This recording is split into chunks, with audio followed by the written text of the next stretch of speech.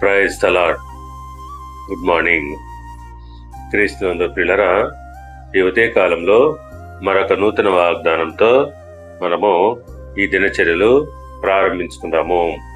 ఈనాటి దేవుని వాగ్దానము కీర్తనల గ్రంథము 91వ కీర్తన 4వ వచనము.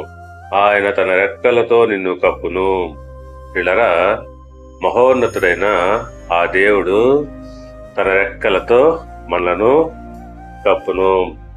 ఆయన రెక్కల క్రింద మనకు ఆశ్రయము కలుగజేయును. అవును, ఈ లోకంలో మనకు ఏది కూడా ఆశ్రయస్థానము కాదు, సురక్షితము కాదు. ఆయనే మనకు ఆశ్రయమై ఉంటున్నాడు. అందును బట్టి కీర్తనకారుడు అంటున్నాడు, 32వ కీర్తన 7వ వచనం ప్రకారముగా, నా దాగు చోటు నీవే, శ్రమలో నుండి నీవు నన్ను రక్షించెదవు.